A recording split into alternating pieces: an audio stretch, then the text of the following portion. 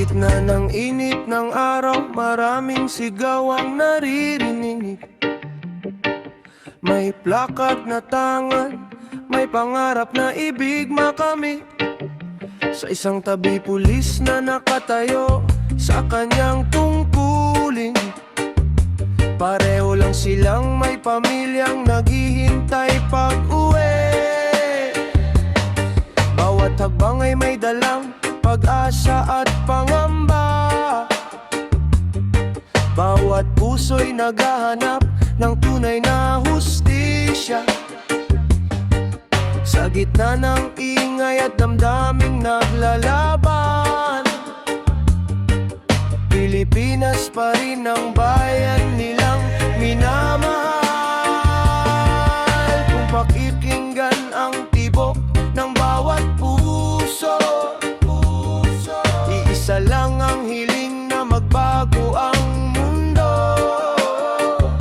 Hindi sa galit, hindi sa dahas, kundi sa pag-unawa at tapat na pag-usap. Magkaiba man ang daan na tinatahak,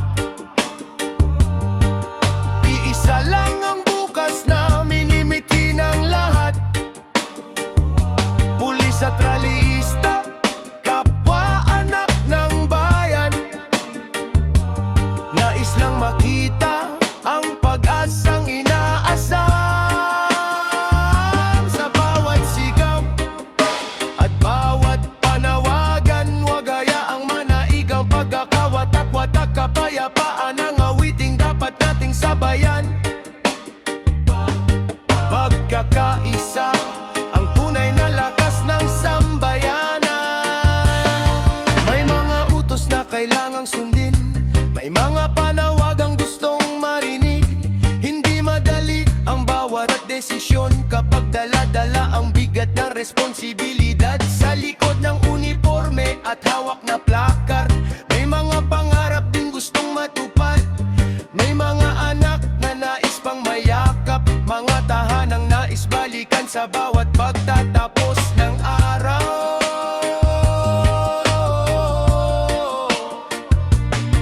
Kung ang respeto ang magiging sandata,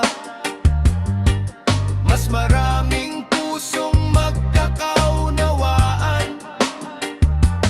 Kung ang malasakit ating pipiliin, mas madaling maaabot ang minimiting pagbabago.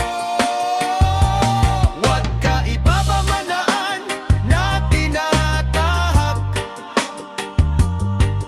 iisa lang ang bukas na minimithi ng lahat.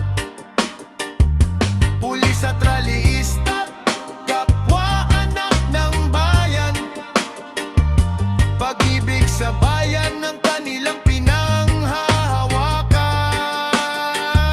Sa bawat umaga, sa bawat laban, naway manaig ang paggalang at kapayapaan.